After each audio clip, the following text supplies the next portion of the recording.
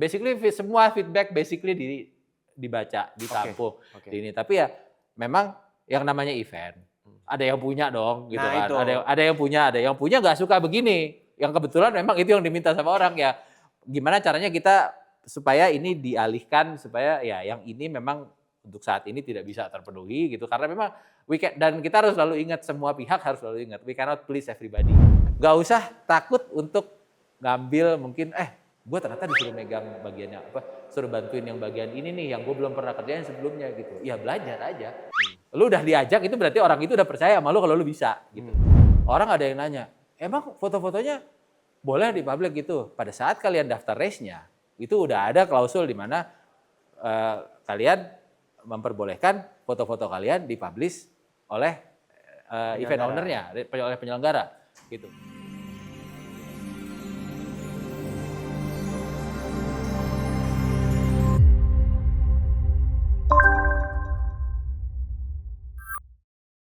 Alright, welcome back to Cilepot, Cerita Lari Podcast. Masih bersama gue Eno sebagai host kalian dan kita masih berada di Pangalengan untuk Running Summit dan juga Pangalengan Track Race 2026.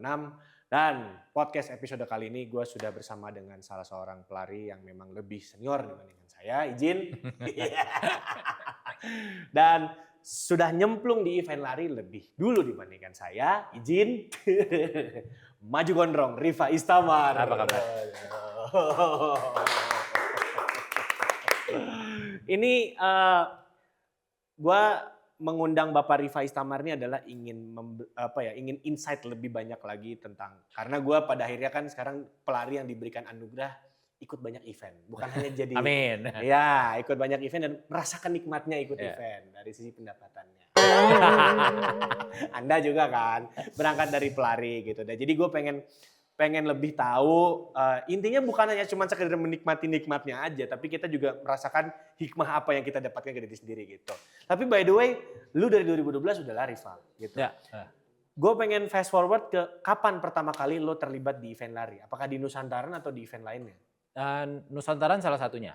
Oke. Nusantaran salah satunya. Jadi itu terlibat basically as volunteer dulu awalnya, walaupun sebagai beberapa orang pertama yang memang ya udah mau bikin ada Nusantaran, topper sama jurian waktu itu. Terus ya udah gue ikut bantu apa segala macam.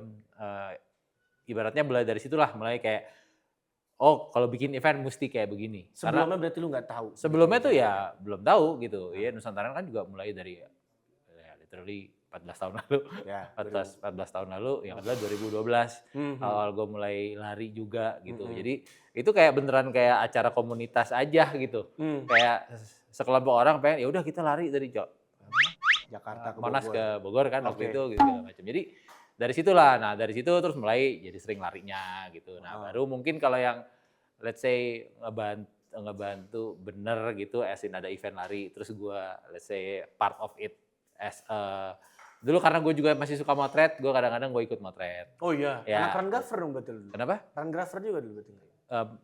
Enggak juga sih sebenarnya. Terus gue ikut bantuin, let's say waktu itu Big Change, bantuin bikin Borobudur Marathon. Saya terlibat di Borobudur Marathon. Terus sebelumnya ada event lain gitu yang juga.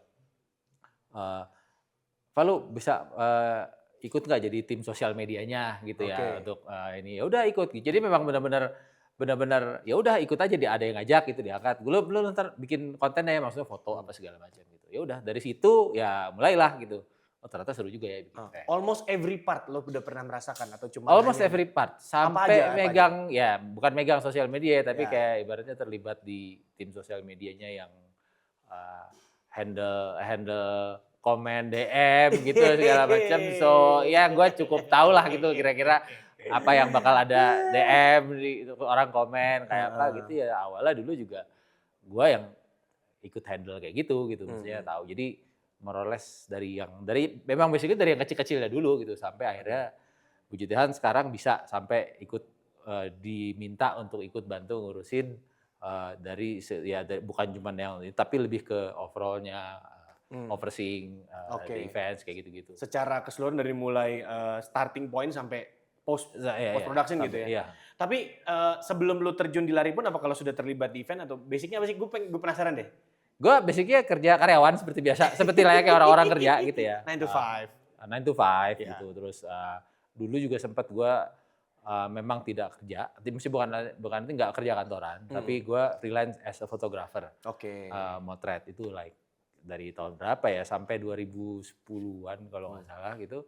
Terus akhirnya gue ya ikut ngantor lagi, kerja lagi, terus diajak sama temen apa namanya bikin kantor kecil bla bla segala macam gitu ya sampai sekarang tetap jadi memang kerja kantoran tuh ada. Dulu Berarti gua kalau gua lu tanya, gua dulu kuliah apa sih? Gua dulu kuliah manajemen. Oke. Gitu. Jadi kerjaan gua sekarang apa gitu. Kerjaan gua kayak kerjaan kantor yang daily kerjaan kantor tuh emang di bidang logistik. Oke. Gitu. Berarti Outside of that ya gue emang dulu senang motret, terus ya sekarang di Sambi buat megang ikut bantuin event segala macam. seberapa besar pengalaman manajemen tersebut dibawa ke ranah event lari gitu? Yang pada kayaknya kalau gua lihat ya, sangat besar justru malah. karena event lari masih kayak belum ada struktur yang pakem gitu untuk bisa membuat manajemennya karena kayak very apa ya, customizable aja gitu. Iya. Very customize gitu loh. Benar, karena event lari kan ya sekarang kan memang ada yang namanya race management. Betul. Bahkan race management juga itu spesifik, ya lebih ke teknis race-nya kayak apa. Untuk logistiknya pun ada vendor gitu yang memang handle specifically logisticsnya.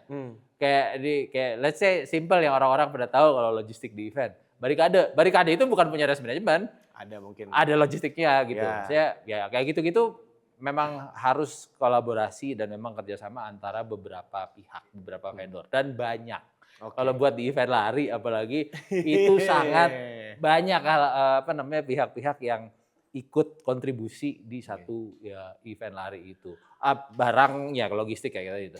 Manpower-nya itu kadang-kadang juga ada lagi timnya sendiri yang memang handle gitu. Kadang digabungin sama logistik, kadang misah. Jadi dan tiap event kadang-kadang beda-beda gitu. Kadang-kadang tiap event organizer atau event owner itu prefer gue prefer yaudah gue ke satu ini aja terus habis itu biar dia yang ini, atau ada yang prefer dia memang langsung si event ownernya langsung ke masing-masing ininya gitu. Jadi ya unik memang gitu. Jadi memang makanya tiap event pasti beda-beda karakternya. Gitu. Itukah yang pada akhirnya membuat lo tertarik untuk oke gue terus. Pada akhirnya kalau kita udah terus kan orang udah tahu ada lo gitu. Pada akhirnya lo dipercaya untuk memegang beberapa event, dan apakah itu yang menjadi interesting point-nya karena sangat uniknya atau ada ya, poin apa yang pada akhirnya sebenarnya lebih lo tertarik untuk terlibat di event gitu? Karena mungkin karena memang gue juga seneng serunya ya. Satu, gue seneng larinya. Oke. Gue tahu misalnya larinya, gue juga misalnya pegiat lari gitu. Jadi gimana sih caranya supaya gue selalu memposisikan gimana caranya supaya kalau gue lari gue nyaman. Jadi kalau misalnya mau bikin event lari gitu, jadi gue juga mikir ini kayaknya nggak nyaman nih buat lari. Gitu. Jadi kayak perspektif itu yang kadang gue challenge ke either itu race management yang mungkin dipakai di event itu atau ke event ownernya or even ke brand gitu. Jadi kayak pelari nggak nyaman nih kayaknya kalau kayak begini menurut gue ya gitu. Menurut sense. Jadi biasanya bukan nolak tapi lebih ke ya namanya kalau udah di event organizing gitu ya kita jadinya harus dibawa diskusi gitu. Ini kalau dari sisi pelari ini nggak nyaman, tapi gue juga tahu let's say brand ada kepentingan ya namanya brand ya gitu. Pasti kan dia memang mau mungkin menjual sesuatu atau ada awareness, ada message yang mau dia sampaikan. Gimana ya itu bisa didiskusiin sebenarnya. Memang tidak selalu harus ada take and give nantinya. Oh ya udah berarti memang nanti nggak bisa seideal ini tapi begini. Tapi dua-dua pihak itu oh ya agree lah ini bisa kayak gini, atau nanti kalau nggak bisa di yang hal ini dialihkan ke yang mana. Itu hal-hal yang kayak gitu di setiap event itu pasti beda-beda. Kadang-kadang belum tentu setiap event let's say brandnya yang sama. Kita berinteraksi dengan brand yang sama atau sponsor yang sama. Jadi dinamikanya itu nggak template. Nggak template. Semua ya memang secara kerjakan, garis besar mungkin ada nih template baku. Mungkin kalau teknis race-nya iya. Ada tuh template yang memang harus bisa saklek banget gitu.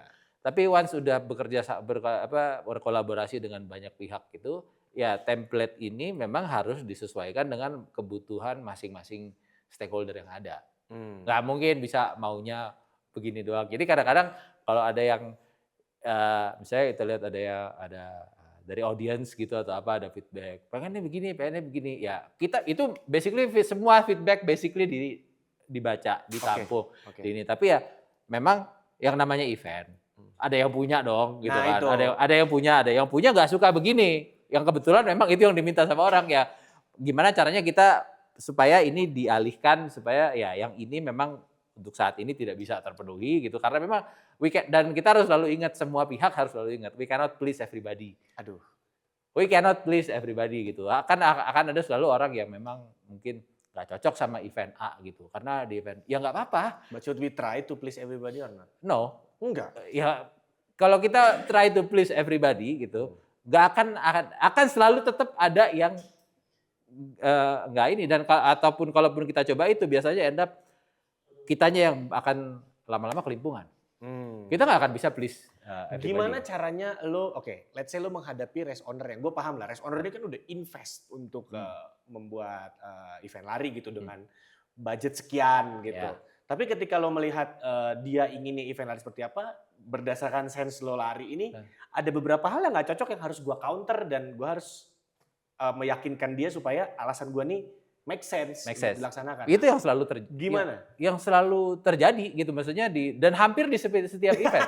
Hampir di setiap event. Jadi bukan berarti kayak setiap event tuh kalau mau ada event gampang tinggal gini, enggak gitu. Kayak sebelum itu, at least sebelum itu naik ke announcement, yang biasanya di sosial media biasanya kan. Itu proses di belakangnya itu gontok-gontokan itu panjang gitu. Maksudnya panjang dan percaya deh itu memang udah memikirkan segala aspek yang memang supaya semua stakeholders, baik itu mulai dari sisi penyelenggara, pemilik brand, pemilik event, termasuk audiens yang memang selalu justru kita pikirin gimana tanggapan audiens nanti, gimana penerimaan audiens nanti gitu. Tapi kita juga bisa bilang ya selama yang udah kita buat atau kita setup itu mungkin sudah sesuai aturan dalam perspektif lomba larinya misalnya. Jadi nggak ada hal-hal yang melanggar aturan secara ini. Ini kita udah jalan nih. Tapi kita juga harus aware kalau ini ternyata tidak, kayaknya nggak semua audiens akan suka seperti ini. Well, kita juga sebenarnya harus well aware of that. Gitu. Jadi gimana nanti kalau ada tanggapan gini kita menanggapinya mau seperti apa? Contoh apa ya? Contoh cerita deh yang pengalaman lu dah. Coba kalau lu mau tanya apa misalnya yang, karena lu kan selalu memonitor apa kata audiens nih. Nah, kira-kira apa misalnya? Yang mungkin gua contoh kasus mungkin dalam dalam infrastruktur race mungkin. Ada saatnya ketika ini adalah sudah menjadi demandingnya teman-teman pelari, harus ada gitu. Tapi race owner membantah dengan budget concern. Gimana caranya lo meyakinkan race owner untuk ini yang tadinya hal yang menurut race owner ini menjadi budget concern dan kayaknya masih di skala nice to have menjadi must have gitu. Ada nggak contoh kasusnya? Apa ya? Dari nice to have jadi must have karena lo memperkuat reasonnya tuh begini loh, Pak Bu race owner gitu loh. Kayak misalnya ya registrasi deh. Sistem registrasi. Kadang-kadang pengen, apalagi dengan sekarang orang udah pengen banget kayak udah registrasi biar datanya valid, biar ininya valid atau apa, registrasinya diketatin, semua let's say dipakein kualifikasi atau apa segala macam, macam-macam tuh. Gimmick nih kan?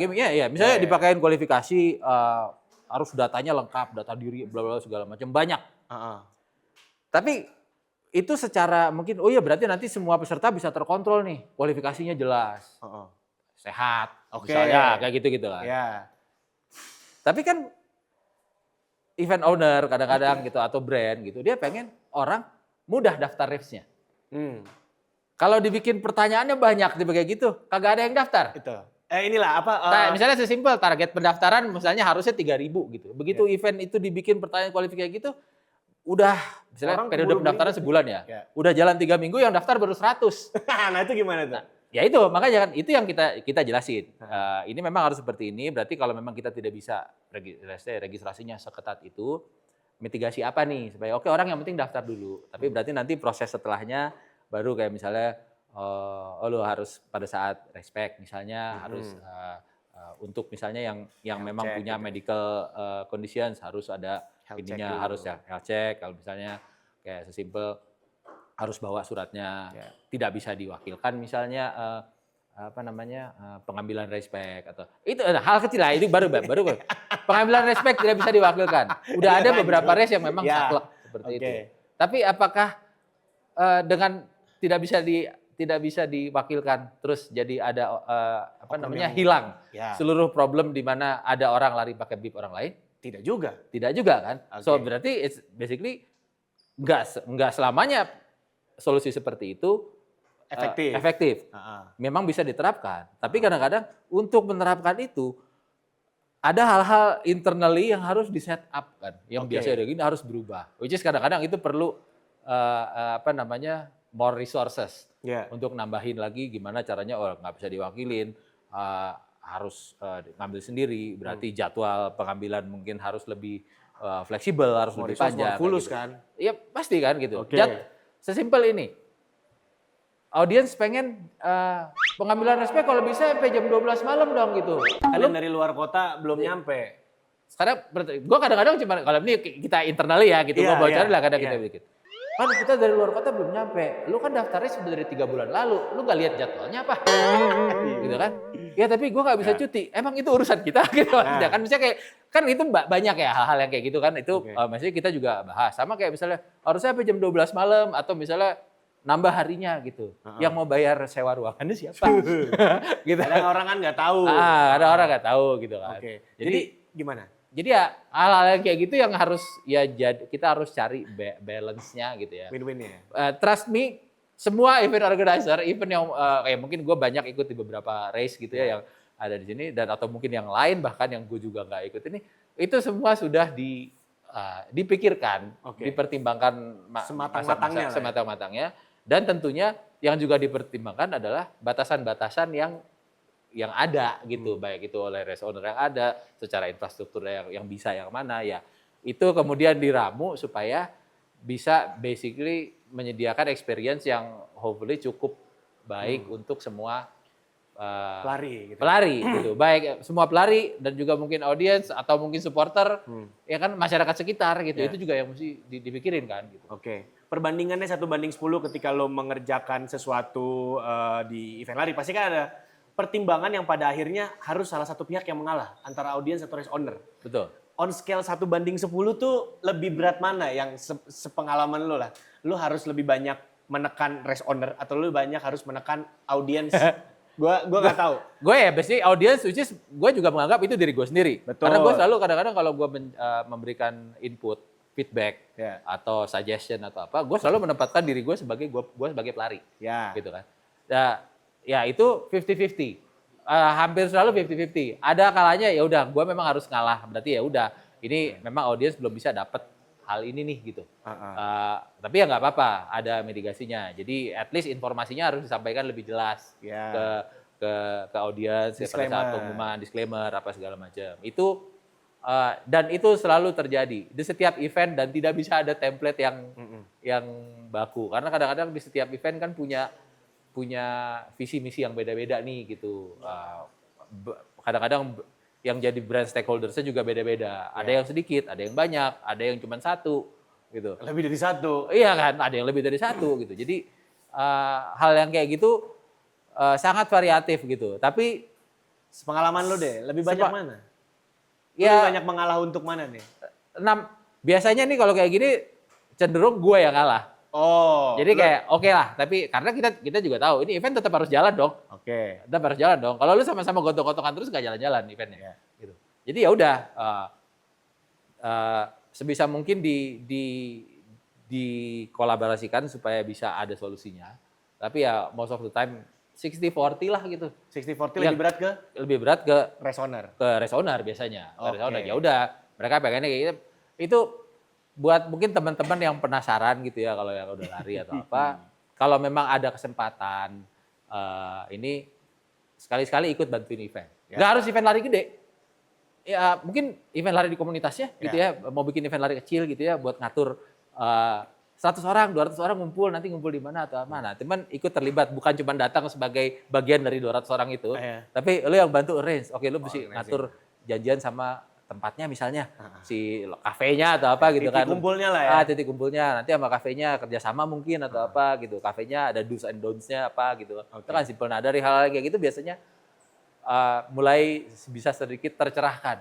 Oh kayak gini rasanya ya kalau gue di link sama store gitu atau sama toko atau sama kafe gitu. Ternyata di kafe ini nggak boleh begini, nggak boleh begitu. Harus ada A, B, C-nya gitu. What's in it? Oke lo mau pakai kafe gue, oke. What's in it buat gue, buat kafenya gitu.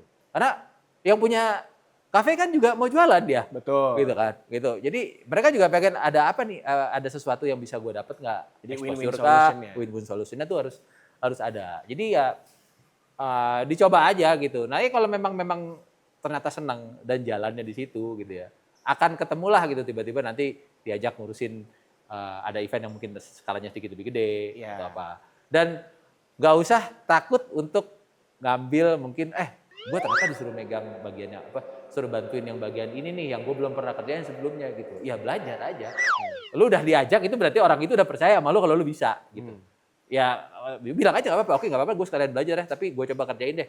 Gitu. Tapi nanti saling koordinasi. Ya bisa nggak apa-apa gitu. Learning by doing. Learning by doing, tapi ya tahu kapasitas gitu. Oke, selama ini juga bener, lu mostly learning by doing. Mostly learning by doing dan harus selalu curious. Gitu ya kayak lu juga harus self improve knowledge lo gitu ya. Kalau lu bikin event tuh harus kayak gimana sih? Belajar, cari tahu. Sekarang udah zaman internet. Ya. Udah zaman AI. ChatGPT bro. Udah zaman AI. Lu bisa ngobrol sama AI 2 jam lu dapat banyak insight gimana cara bikin event. Ketimbang sama orang. Ketimbang lu ngomong sama orang gitu yang mungkin cuman ini doang. Ya? Jadi based on situ lu belajar kan. Dan once lu mau mungkin nerapin itu di lu diminta bantuan untuk bikin event, lu bisa coba terapin pelan-pelan. Tapi jangan yang langsung jangan kebiasaan copy paste. Kata AI begini, jadi harus begini. Ya lu akan gontok-gontokan terus nanti. Nanti kalau ditanya orang lu tahu dari mana di situ? Lu pasti ragu-ragu dong mau jawab. Gue nanya sama ChatGPT misalnya. Kan nggak mungkin juga gitu. Jadi itu ya balik lagi self awareness sama self development kita yang harus tinggi gitu. Misalnya, oke gue tahu nih dapat info soal ini lu baca. Mau itu dari AI, dari teman, dari mana. Tapi ya lu coba cari sumber lain lagi. Bener nggak sih harus kayak gini kayak gitu. Oke. Simple lah. The hardest lesson that you learn? Ketika lo dari pengalaman 2012 lo sampai sekarang ngerjain event. Oh ada. Jadi pada the hardest ya, gue bicara the hardest ya, tersusah. Pada saat waktu itu lagi bantu buat ngurusin apa ya? Masih awal-awal justru. Bormar dulu awal 2018 ya, 18 19 gitu kan. Dan gue waktu itu masih memang banyak bantu pegang sosial media. Terus ya kayak itu ya tadi. Handling comments, inquiry lah. Ya. Inquiry baik itu dari email, dari apa gitu. Ya ada tim, pada saat itu ya ada timnya gitu. Ada timnya gitu. Cuman gue juga ikut banyak bantu in charge gitu. Entah dari Facebook lah, entah dari ini gitu. Wah itu buat gue berat. Kenapa? Karena pada saat itu ya basically ya kita happy lah. Bormar waktu itu cukup diterima sama audience, sama masyarakat lari lah ibaratnya. Even sama masyarakat sekitarnya pun diterima gitu. Tapi jadinya ya kita juga ada expect kayak makin banyak inquiry yang masuk. Ini kenapa nggak begini, ini kenapa nggak begitu. Terus orang yang komplain lah, ada yang misalnya entah soal revisi, soal apa, komen soal apa gitu banyak datang. Itu pada saat itu gue bantuin itu, di momen itu gue burn out. Wow. Gue basically ada sampai satu momen gue bilang ke tim, waktu itu masih sama Big Change ya, sama Topper. Jadi Big Change yang masih pegang buat sosial medianya kayak gitu-gitu, dan gue masuk di dalam situnya gitu. Gue bilang, gue boleh nggak? Gue mau libur. Gue mau libur 3 hari apa seminggu. Gue nggak mau buka sosial media, gue nggak mau buka ininya. Itu kenapa gue bilang. Jadi berarti kadang kan banyak tuh ada yang komplain ini kayak sesimpel kayak nanya, Men ininya kok nggak ada ya? Gue udah tahu karena yang dia tanya itu kalau lu baca rules and regulation itu ada di situ.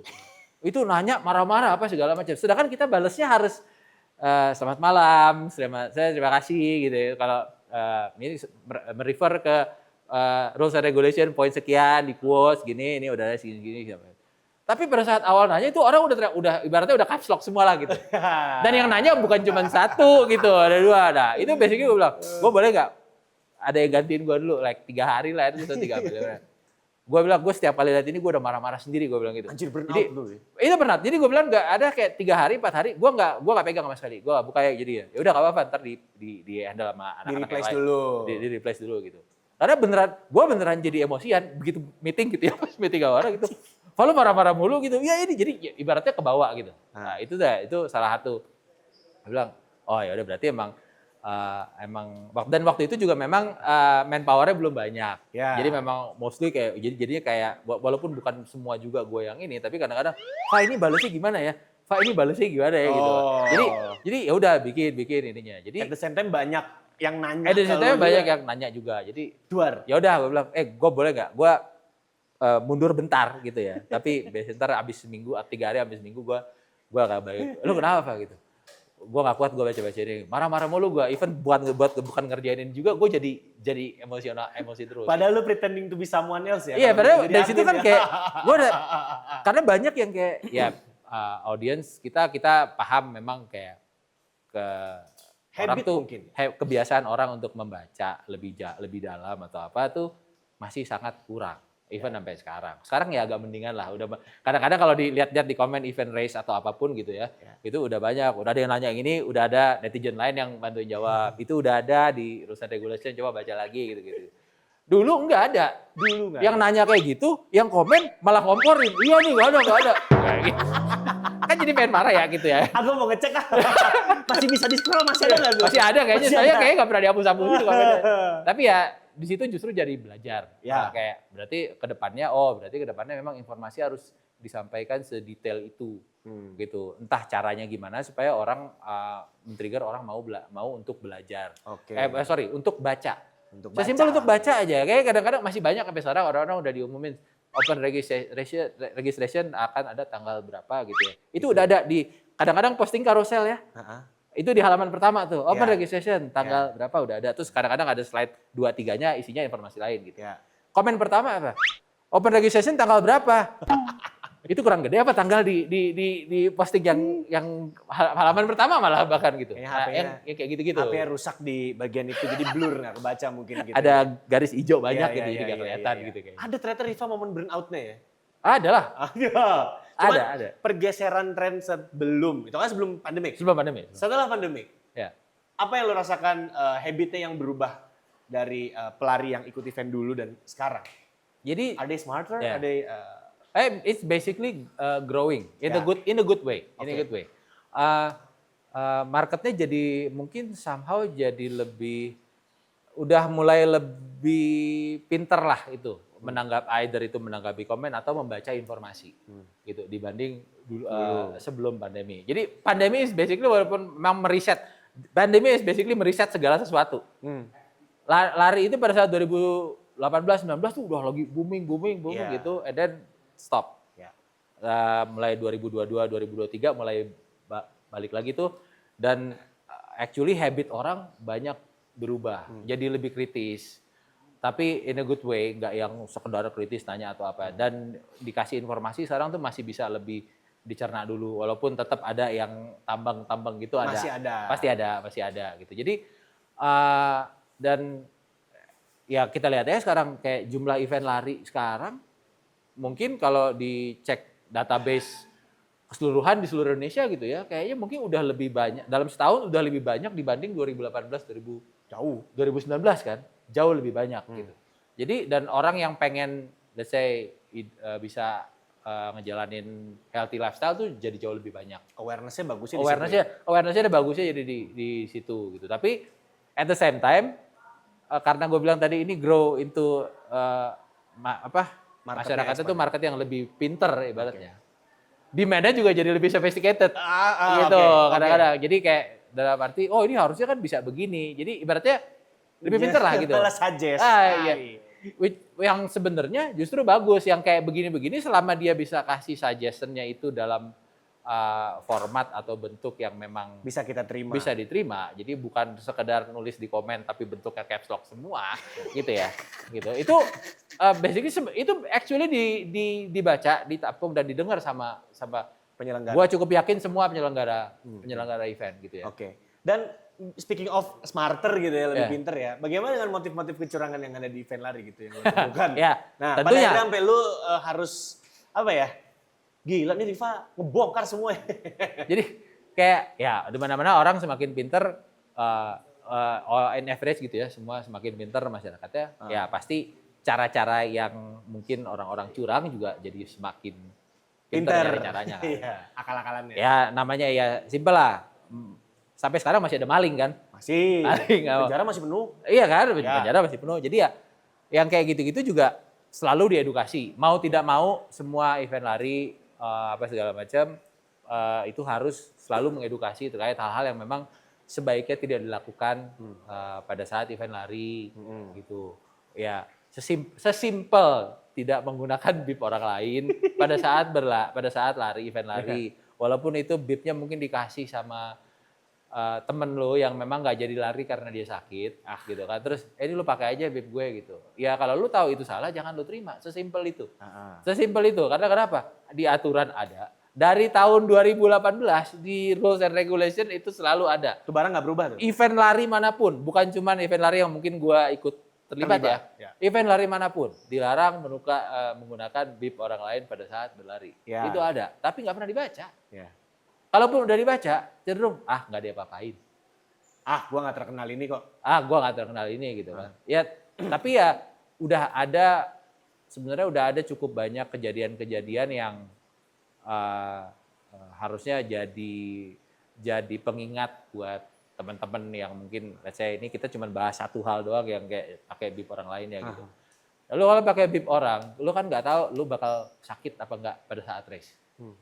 Lu mau seyakin-yakinnya badan gue sehat kok, gue baru kemarin check up kata dokter gue sehat 100%. And then pada saat besok lu lari terus lu tiba-tiba pingsan, penyebab pingsannya apa juga dokter lu juga bakalan tahu.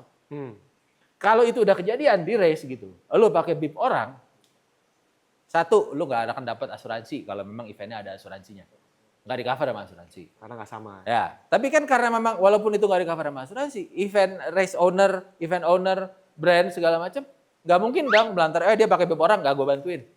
Dirujak sama netizen itu Kita yang kenal ya. Event lagi yang pasti salah. akan bantuin. Jadi kasar lu harus ngerti, lu akan ngerepotin banyak pihak di sisi itu. Dari first responder gitu ya. Syukur-syukur kalau tidak fatal. Di situ ada informasi golongan darah. Kalau misalnya kejadian lo itu requires lu untuk ditransfusi darah, data yang diambil dari itu transfusi darah, golongan darahnya beda gitu.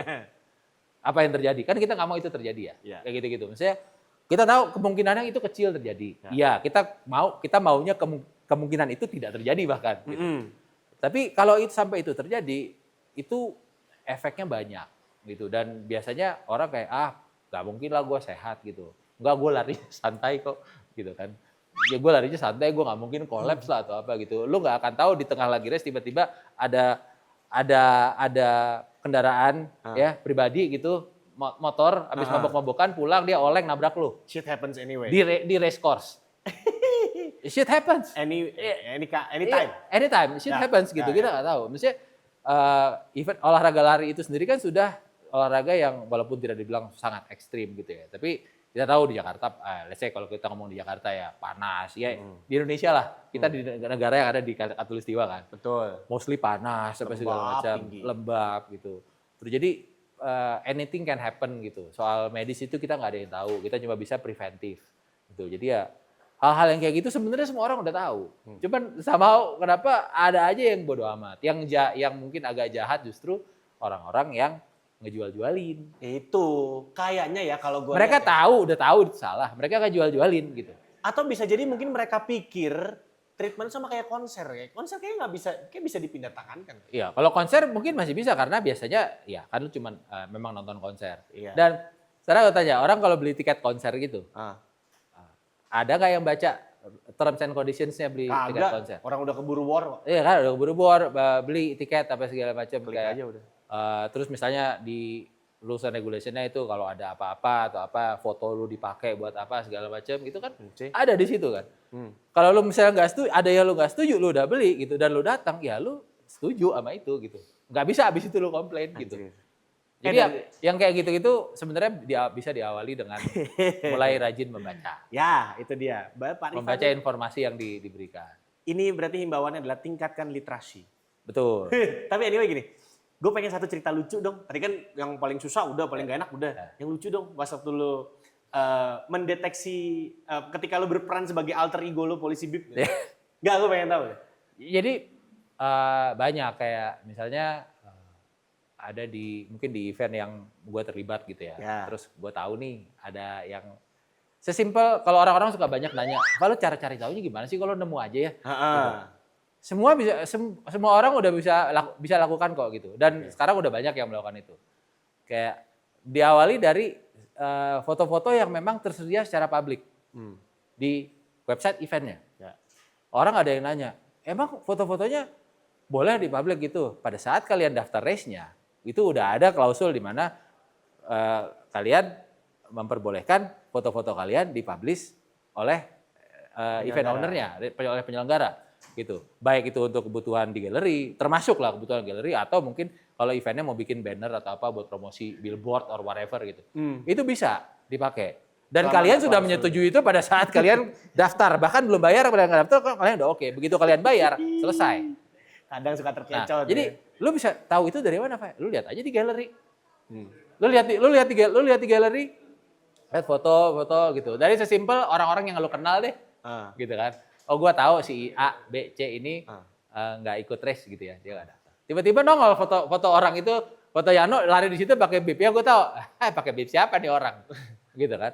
Atau bib number itu ada kode-kodenya. Oh iya. Bib number itu ada kode-kodenya. Sebetulnya. Nomor-nomor gitu. susunan atau sama nomor huruf tuh. susunan nomor, susunan karakter itu ada kode-kodenya. Ya karena gue terlibat di event ya, walaupun kadang-kadang di event lain yang memang gue nggak terlibat juga gue tahu lah gitu. Karena udah sering juga. Ya gue lihat, jadi gue lihat kalau ada di galeri fotonya lagi browsing gitu segala macam, terus lihat foto ini, ini kan bukan bibnya dia. Oh lo tahu Pak gitu? Enggak, ini bib cewek pasti. Makanya cowok. Gue udah sampai tahap gue bisa ngelihat sesimpel sekelewat gitu, gue tahu itu dia pakai bib orang. Gitu. Entah dari warnanya, entah dari apanya gitu. Itu ada. Setara alnumerik misalnya. Oh, sekarang udah banyak yang tahu lah gitu. Sekarang udah banyak yang tahu lah. Masalahnya kodenya apa? Ya gue nggak mungkin ngomong di sini. Iyalah. Dan itu udah pasti hampir setiap kali berubah. Gitu. Ya, jadi banyak yang kadang-kadang orang ada yang lucu, ada yang lapor ke gue di DM. Yang ngelapor, dia ngelapor nih orang ini pakai bib orang, gitu kan. Ya, gue karena gue memang udah terbiasa curious ya gitu. Ya udah gue lihat bibnya, gue juga cek orang yang ngelapornya. Dia lari apa enggak? Gue ngecek orang yang ngelapornya, gue lihat di postingan Instagram dia, gue cari gitu ya. Kadang-kadang entah Instagram, entah Threads kalau sekarang, atau cari ini. Begitu gue cari, dia lari di event, bukan di event yang sekarang gitu, bukan di event yang dia laporin gitu. Terus lihat di event yang sebelumnya gitu, terus gue tanya aja, itu lo lari di sana pakai bib orang juga bukan? Akhirnya, habis itu dia lihat laporannya dia. Wah, bab. jadi dan kayak banyak juga yang ngelapor gitu, DM gitu ya, biasanya ke gue. Dia nge-DM tapi pakai akun bodong. Begitu gue cek akunnya followernya baru 1, atau cuma nge-follow 1, nggak ada profile picture-nya atau apa gitu ya. Gue bilang gitu, kalau mau lapor tolong pakai real account aja, jangan pakai akun bodong. Karena nggak akan gue follow up. Gue nggak bisa verifikasi dong. Betul. Dia ngelapor itu beneran apa enggak gitu. Ya percuma, gue udah capek-capek gue follow up kayak gini. Begitu gue mau tanya orang lagi, gue nanya sama akun bodong. Biasanya ada tendensi tuh kalau yang lapor kayak gitu-gitu. Ya terus habis itu kalau gue ditanya sama netizen, Pak itu siapa yang lapor? Ini akun bodong. Ya kan gue yang bego gitu jadinya. Lo harus menyelamatkan karir lo juga. Lo iya dong gitu. Gitu. Jadi kayak misalnya kalau lo memang mau laporlah yang proper gitu. Kayak via email gitu.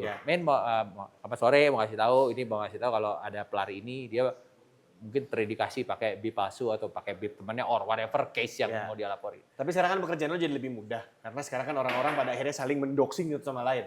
Cuman pada saat itu sempet rame kan, ada sampai ke yang too much gitu loh. Betul, itu gue juga bilang. Maksudnya lu kalau soal bib gitu, lu kalau nemu paling gampang lu lapor ke event ownernya. Sesimpel itu, lu bahkan tidak perlu upload itu di sosial media. Kalau perlu lu tegur langsung aja orangnya. Gitu. Masalah dia terima apa enggak, itu urusan dia gitu. Maksudnya lu tahu lu bener. Gitu. Misalnya lu tahu lu benar gitu ya. Oke, terus lu gak perlu upload dulu ke thread kemana. Lu langsung DM aja ke orangnya gitu. Lu kok pakai bib orang sih? Di situ kan gitu. Gue berani jamin gitu, sebelum lu mulai posting di situ, itu orang udah ngapus semua posting foto-fotonya, sama mungkin Strava-nya sama atau apanya. Apalagi kalau terkenal. Apalagi kalau terkenal. Lu laporin dulu sama orangnya. Dan lu abis itu yang paling gampang lu lapor ke event organizer-nya in a proper way. Oke. Semua event organizer atau race organizer pasti punya Helpdesk lah. Helpdesk, Ya. Email official. Lu lapor ke situ. Lu lapor ke situ juga jangan pakai email bodong. Lu lapor ke situ, kasih tahu lu siapa, lu peserta race juga atau bukan. Kalau memang peserta race juga, lu bahkan lebih enak gitu. Lu harus juga punya rasa trust bahwa penyelenggaranya juga akan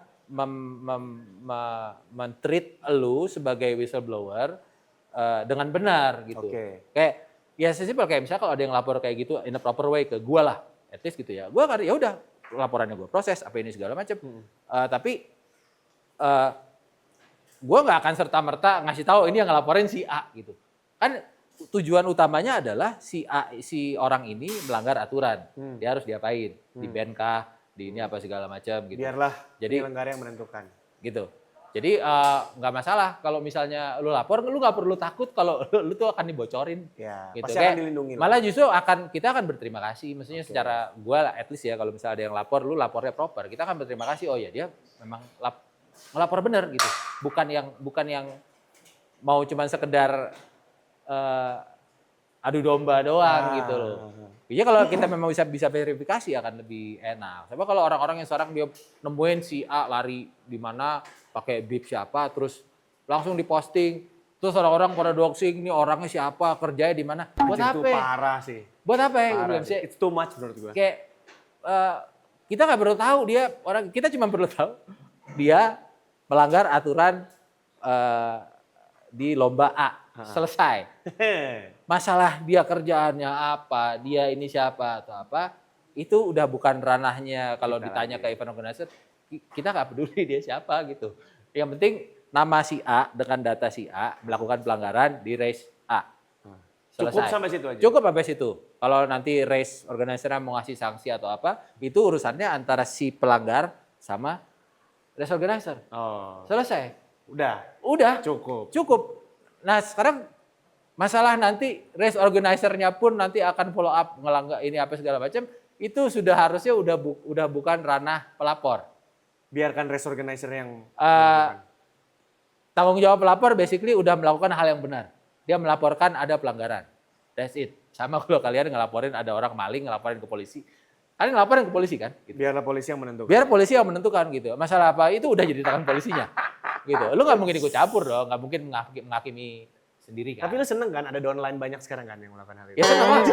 Nggak Gitu. capek. Maksud gue ya nggak apa-apa. Maksudnya orang-orang, at least gue ngelihatnya ya orang-orang jadi makin aware. Gue juga sekarang kayak seneng banget ngelihat Pencetus. kalau ada udah open registration, gak lama tiba-tiba ada yang kalau mau ini dibantu di DM. Yang langsung nge-reply bilang gitu, jangan mulai gitu. Tiketnya belum dijual aja lu udah jualan gitu. Saya udah mulai banyak yang support Mengingatkan gitu, ya? mengingatkan gitu. Yeah. Itu ya sebenarnya intinya ya itu yang kita pengen. Jadi memang audiensnya makin pintar. Gokil. Yang kayak gue bilang dari awal tadi, ya yang kayak gitunya juga ya udah di stop gitu loh. Gokil. Pencetus movement. Solid. Oke, Pak, sekarang gantian lu nanya balik gua, Pak. Gua dulu nanya mulu kan sama lu kan. Gantian Nanya lu. apa nih? Terserah lu, kalau lari. Terserah gue. Iya, gue yang harus jawab sekarang. Lu mau jebak gua, mau apa, bebas. Agak sih. Kenapa lu lebih senang jadi podcast daripada lari? Gua masih lari. Masa? Masih. Masih. Lu nggak ngeliat postingan gua lari emang? Gak pernah kelihatan. Masih gua, masih race, Pak. Gua Masih dalam race. 1 tahun walaupun ada A, B, C, D, gue masih harus tetap ada race-nya. Nah. Itu adalah yang mencegah gue supaya gue dibilang kayak, gue tuh nggak pengen kayak jadi orang yang udah bertahun-tahun udah pernah. Takut, Pak. Tapi gue beda ya satu. Ya, Lo kan waktu itu pernah diruncak sama netizen tuh. Anjing, yang mana nih? Gue agak lupa, banyak kayaknya. Oh Ya, enggak ya? berkali-kali lah. Terus ya ada beberapa kali gitu. Gue pengen tahu ya how do you actually handle it gitu. Maksudnya kayak mungkin memang ada sesuatu hal yang memang wah gue ada salah langkah di sini atau mungkin ada apa gitu. Nah, how do you actually handle it? Oke. Terus how you actually overcome terus bisa ya udah keep ya. on moving gitu loh. Oke. Sebenarnya pada saat itu kan masalah yang pertama kena kan gue juga panik tuh. Itu stres terlama tuh gue. Malah di sini gue stresnya, karena nggak lama abis pulang dari race di sini. Ya, oke. Nggak, gue di sini, dan di sini tuh kayak anjing gue kayak orang ketakutan Pak. Karena bener-bener 2 minggu gue tuh nggak upload apa-apa sama sekali. 2 minggu gue pause bener-bener. Gue, nah ini kalau orang kan biasanya terlalu cepat mengambil actionnya adalah tutup akun, private akun, delete akun. Gue tidak melakukan 3 hal itu. Gue tetap menjauh dari sosial media dan untuk menghindari buzz-buzz itu yang masuk, sebenarnya ada satu fitur yang orang tidak sadar di Instagram itu bisa dipakai. Limit interaction. Ini gue kasih tahu ya. Karena emang jujur mental kena Pak, gitu loh. Cuman pada akhirnya gue menemukan satu fitur, gue baca tuh fitur. Ini bisa limit interaction adalah jadi orang-orang yang memang tidak follow lu, ataupun lu bisa setting yang baru follow lu minimal 1 bulan. Itu hanya bisa posting komen, send DM atau apa. Dan itu pun DM kalau masuk akun gak jelas, gak berteman sama gue, masuknya ke request dulu. Jadi paling tidak itu membuat gue chill. Gue tetap buka medsos. Tapi yang jelas yang menguatkan gue lebih banyak bilang, ntar juga hilang. Dan alhamdulillah setelah 1 minggu kasusnya ada lagi tuh. Yang lebih ramai lagi. Ada yang lagi. Dan alhamdulillah jadi terhitung sudah 4 kali kena cancel culture, tapi tetap tidak pernah klarifikasi. Tapi what do you learn from that gitu? Misalnya ya lu entah karena salah mungkin topik yang lu bahas memang sensitif. Memang mungkin tidak semua pihak bisa melihat atau secara dari perspektif lu atau apa. Karena kan ya tiap orang kan beda-beda ya gitu. Terus kan sudah mulai ada yang satu kegoreng, kelar lah udah gitu kan gitu. Yang gue learn adalah berhati-hati itu udah pasti. Mana memang bicara yang memang harus gue upload di media sosial dan mana yang harus sekedar hanya di tongkrongan warung kopi aja. Dan pada akhirnya gue memilih untuk membicarakan diskusi soal lari itu hanya di podcast Cerita Lari karena ini udah AdSense. Jadi kalau orang nonton ke sini akan jadi view buat gue. Jadi ya udah, lu mau ngomongin gue kayak apa, gue tetap mendapatkan hasilnya teman-teman Cerita Lari. Ya udah itu aja, simpel itu. Jadi kayak gue turn energinya itu menjadi motivasi buat gue sih sebenarnya. Sebenarnya susah. Tapi berarti udah pasti jadi lebih banyak hal yang mesti lu pikirkan at least sebelum kayak ini gue mau bahas apa nih ya gitu. Ya memang kadang-kadang topik sensitif memang basically very sexy buat dibahas kan, buat jadi dapat engagement atau apa. Tapi kadang-kadang yang nggak bisa kita kontrol itu engagement yang kayak apa yang datang. Kalau engagement yang datang cancel culture-nya ya beres loh. Beres gua.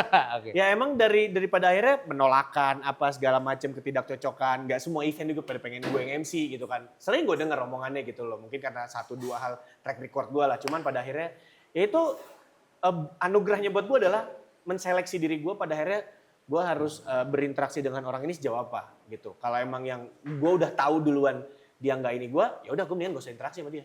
Gitu. Jadi ya kan kita semakin bertambah usia kan pengennya kita semakin tenang hidup ya. Kalau gue sih gue tenang mendingan gue nggak usah ada, nggak usah ketemu, go away. That's it. Gitu. Dan jadi Bapak kalau memang nanti tiba-tiba karena kita bisa diskusi. Nggak tahu ya. Ya. Tapi emang gue harus banyak belajar dengan lo bagaimana caranya lo terjun di event, lo bernegosiasi dengan event dan bla bla bla gitu. Tapi pada akhirnya gue pengen lo ngomong sebagai closing statement di kamera, mengajak teman-teman manfaatnya dari pelari untuk ikut event itu sebagai apa hal yang timbul atau apa hal positif yang timbul dari diri lo yang pada akhirnya menjadi sifat positif lah.